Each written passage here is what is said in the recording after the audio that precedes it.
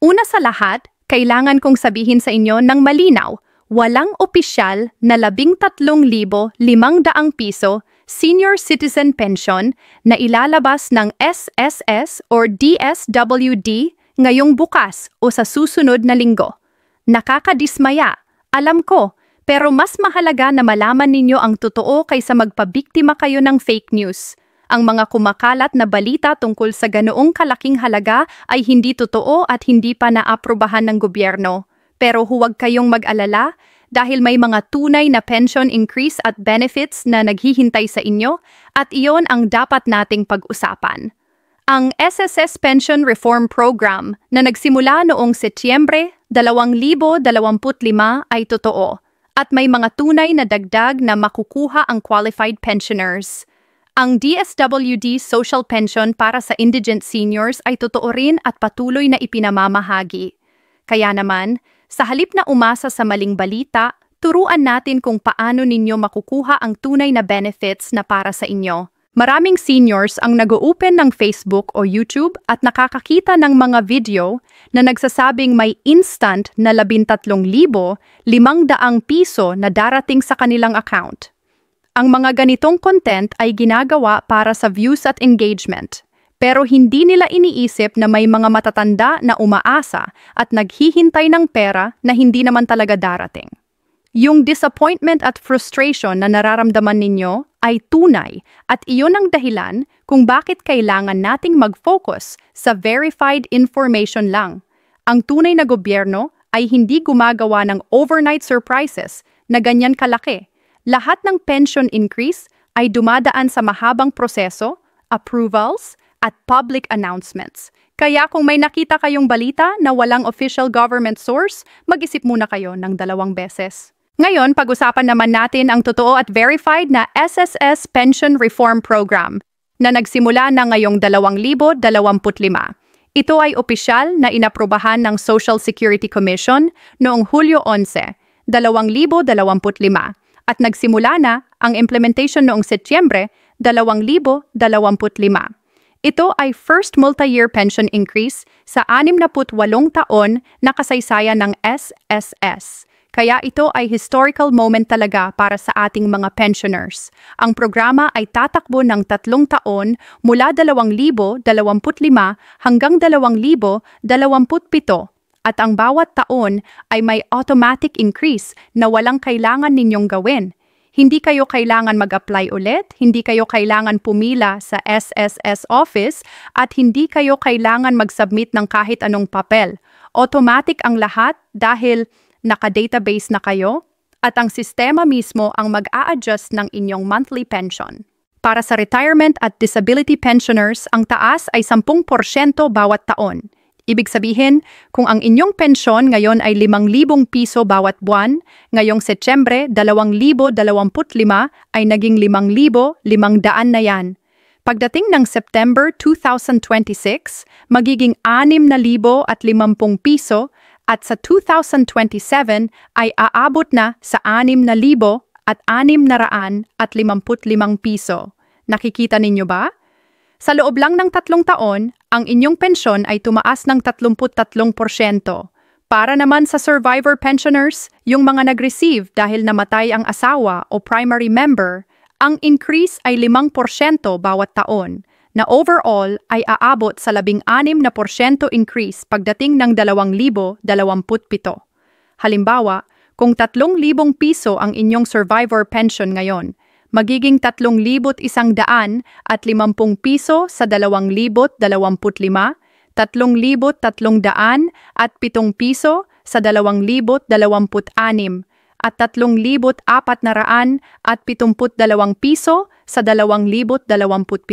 Ang programa na ito ay benepisyuhan ang mahigit 3.8 milyong pensioners sa buong bansa at ang kabuuang pera na i-distribute ay umaabot sa 72.8 bilyon mula 2025 hanggang 2027. Ito ay malaking tulong lalo na sa panahon ng pagtaas ng bilihin, presyo ng gamot at daily expenses. Ang SSS SSS ay nag-conduct ng actuarial studies para masiguro na ang fund ay stable at sustainable. At ayon sa kanilang mga eksperto, ang SSS fund ay matibay pa rin kahit may taas na ito. Ang fund life ay bababa lang ng kaunti mula 2,053 papunta 2,049, pero ito ay manageable at may plano na ang SSS para ibalik ito sa 2,053 through better collection at expansion ng coverage. Ang pinaka-importante dito ay wala kayong kailangang gawin para makuha ang increase. Ito ay automatic, pero may ilang bagay na dapat ninyong i-check para masiguro na walang problema sa pag-credit ng dagdag ninyo. Una, siguraduhin na ang inyong bank account details sa SSS ay tama at updated. Kung nag-change kayo ng bank or account number, kailangan ninyong i-update ito sa SSS. Pwede ninyong gawin ito online through My SSS portal o pwede kayong pumunta sa nearest SSS branch. Ang inyong UMID card, kung enrolled yan bilang ATM, ay doon makikita ang inyong updated pension. Kung wala kayong UMID enrolled as ATM, dapat kayong mag-enroll ng disbursement account through the Disbursement Account Enrollment module sa My SSS portal. Pangalawa, i-check ninyo ang inyong personal information. Dapat ang pangalan, petsa ng kapanganakan, at contact details ninyo ay tama at nakamatch sa inyong mga ID. Kung may discrepancy, mas maigi na ayusin ninyo ito ngayon para hindi magkaroon ng delay sa future. Maraming pensioners ang nahihirapan dahil may mali sa spelling ng pangalan o may kulang sa middle name, kaya ayusin na yan habang maaga pa. Tatlo, kung hindi kayo marunong gumamit ng computer or smartphone, okay lang yan.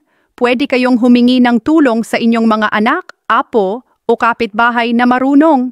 May SSS mobile app din na pwede ninyong i-download para makita ang inyong pension details, transaction history, at payment schedule.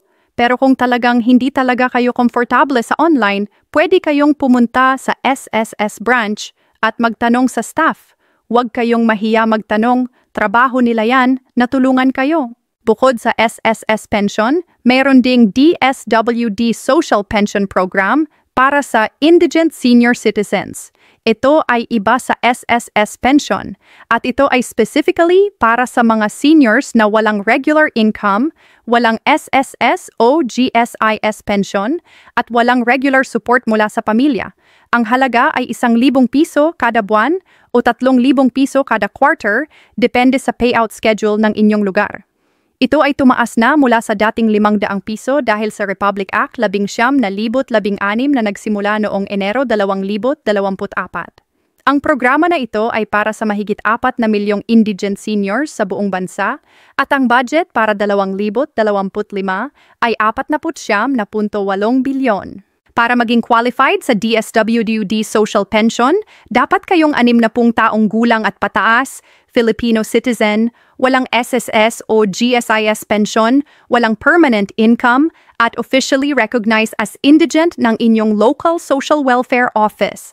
Ang pag-apply ay sa Office of the Senior Citizens Affairs o sa inyong local DSWD office. Kailangan ninyo ng valid ID, barangay certification of indigency, at proof of age tulad ng birth certificate. Ang social worker ay mag-conduct ng home visit o interview para i-verify ang inyong financial status at living conditions.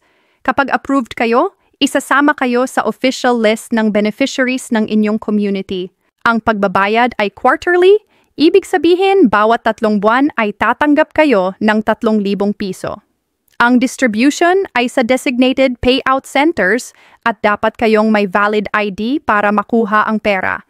Ang schedule ng payout ay nag-iiba per region, kaya dapat kayong magtanong sa inyong barangay o DSWD office kung kailan ang payout sa inyong lugar. Madalas ang schedule ay nakapost sa barangay hall o sa DSWD regional Facebook pages. Importanteng tandaan, hindi kayo qualified sa DSWD Social Pension kung nag-receive na kayo ng SSS or GSIS pension. Ito ay strictly para sa indigent seniors lang na walang ibang pensyon. Ngayong naglipa na ang fake news at scams, kailangan ninyong maging extra careful. Narito ang mga red flags na dapat ninyong bantayan. Una, kung may taong nag-message sa inyo sa Facebook, Viber, o text na nagsasabing may 13,500 piso o ibang malaking amount na kailangan ninyong i-claim at humihingi ng personal information or pera para sa processing fee, ito ay scam. Ang SSS at DSWD ay hindi kailanman humihingi ng pera para sa processing or release ng benefits. Lahat ng legitimate transactions ay free of charge. Pangalawa, kung may nag-offer sa inyo ng tulong para bilisan ang inyong pension claim kapalit ng bayad, ito rin ay scam. Walang shortcut sa legitimate government processes at walang tao na makakapagbigay ng instant approval or release. Pangatlo, kung may nakita kayong website or social media page na nag-claim na official SSS or DSWD pero ang URL ay kakaiba or may spelling errors, mag-ingat kayo. Ang official SSS website ay sss.gov.ph lang at ang DSWD ay dswd.gov.ph. Kung iba ang domain, hindi yan official. Pang-apat, kung sinasabi sa inyo na kailangan ninyong mag-register sa isang online platform na hindi kilala at mag-submit ng copies ng inyong ID, social security number, at bank details, huwag kayong sumunod. Ang legitimate government portals ay secure at may proper authentication process. Hindi basta-basta ang pag-register at hindi nila kailangan ng lahat ng inyong sensitive information upfront. Kung na-scam kayo or may nakahanap kayo ng suspicious activity, i-report ninyo agad sa SSS or DSWD. Pwede rin kayong tumawag sa SSS hotline na 872-0641 o sa DSWD hotline na 873-1801 para mag-report o magtanong. Ang mga ahensyang ito ay seryoso sa pagprotekta sa inyo mula sa scammers, kaya huwag kayong mag-atubiling mag-report. Mas maigi na overcautious kayo kaysa mabiktima at mawala ng pera o makompromise ang inyong identity. Ngayong alam ninyo na ang totoo tungkol sa pension updates, pag-usapan naman natin kung paano ninyo mapapakinabangan ng husto ang inyong benefits. Una, gumawa ng simple budget plan. Isulat ninyo kung magkano ang inyong monthly pension at ilista ang inyong regular expenses tulad ng pagkain, gamot, utilities, at iba pa. Kung may sobra, isave ninyo ito para sa emergency. Mas maigi na may konting naka-reserve kayo para sa unexpected expenses tulad ng biglaang ospital o repair sa bahay. Pangalawa, samantalahin ninyo ang senior citizen discounts at benefits. Maliban sa pensyon, may 20% discount kayo sa groceries, medicines, restaurants, at maraming iba pang establishments. May VAT exemption din kayo sa certain purchases. Pag bumili kayo ng gamot, always present your senior citizen ID para makuha ang discount. Ito ay malaking tipid na sa isang buwan ay pwede ninyong masave ang ilang libong piso. Pangatlo, kung may health issues kayo, huwag ninyong i-neglect. Samantalahin ang PhilHealth benefits at ang free medical services para sa seniors sa mga public health centers. Ang prevention ay mas mura kaysa treatment, kaya regular check-up at pag-inom ng maintenance medicine ay importante. Pang-apat, kung kayang-kaya ninyo, magtabi kayo ng konti para sa inyong mga apo or sa charity.